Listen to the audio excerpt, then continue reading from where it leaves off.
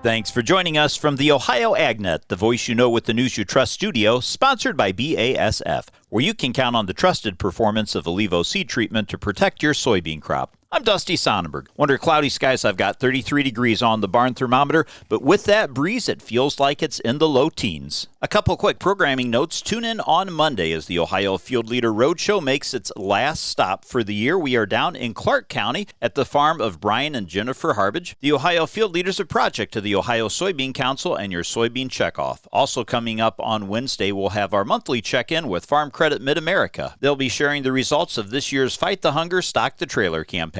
Taking a look at your agricultural headlines, policy groups with a diverse mix of views are urging USDA to focus on a common sense financial accountability as the department prepares an expected aid package for farmers. Now, in a letter to Agriculture Secretary Brooke Rollins, the group said they don't necessarily agree on the need for USDA to dip into emergency spending to help farmers with aid payments, but any trade bailout should be needs-based to reduce both waste and fraud. The group noted in their letter, at a minimum, if USDA issues payments, it should be target funds based on need, using clear, accurate eligibility and economic data, and do so in a fully transparent manner. The letter sent this week comes from the R Street Institute, the Farm Action Fund, the Land Corps, National Taxpayers Union, Soil and Climate Alliance, Taxpayers for Common Sense, and Taxpayers Protection Alliance. The groups pointed out in their letter that the USDA will spend $35.2 billion this year on supplemental and ad hoc disaster assistance, dwarfing all other direct programmatic expenditures to farms, they said. It should be noted those aid payments, while paid in 2025, focus on economic losses that occurred in 2024 and from natural disasters in 2023 and 2024. The groups also called for broad transparency by the USDA in issuing payments to reduce the risk of fraud, waste, and other misuse. Ann Swift, a resident fellow with R Street Institute, noted farmers have faced some challenging conditions this year, but she also pointed to improvements to safety nets, and ad hoc payments have already provided support to farmers. Protectionist trade restrictions and retaliatory actions have created a frustrating business environment for farmers, from higher equipment and repair costs to lost markets. Swift said, fortunately, there is already a robust federal farm safety net in place for such events. Layering on costly bailouts that favor those agribusinesses already best equipped to weather the highs and lows of the modern commerce won't solve the underlying problem, an urgent need for open and free markets.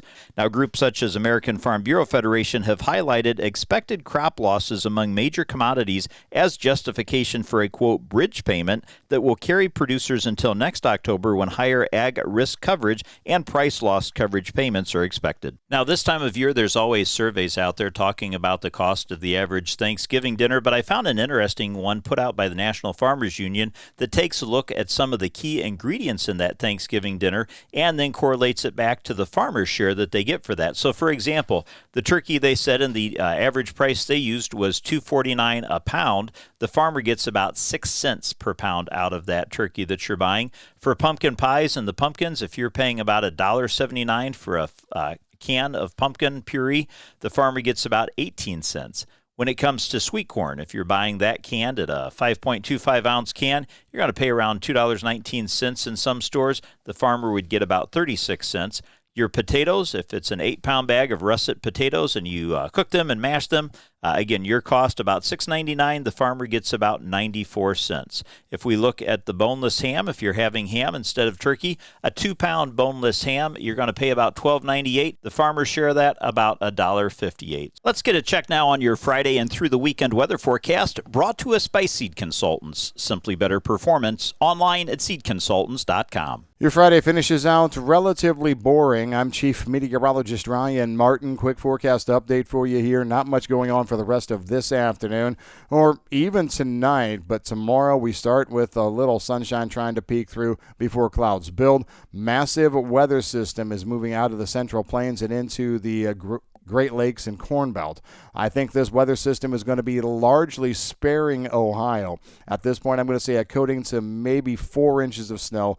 The biggest chance of snow is going to be in northwest Ohio Saturday night through Sunday, but I think we see rain farther south and southeast and minimal moisture overall in Ohio. The low tracking in an area that has the best snows farther west in Indiana, Michigan, Illinois, Wisconsin. I'm Ryan Martin. Thanks, Ryan. Stay tuned. We'll be back to take a look at your markets after this.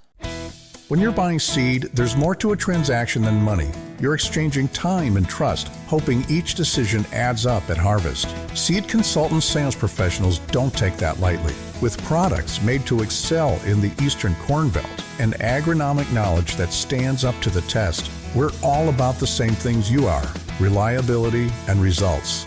Buy into a better seed experience. Visit seedconsultants.com to view our corn and soybean lineup.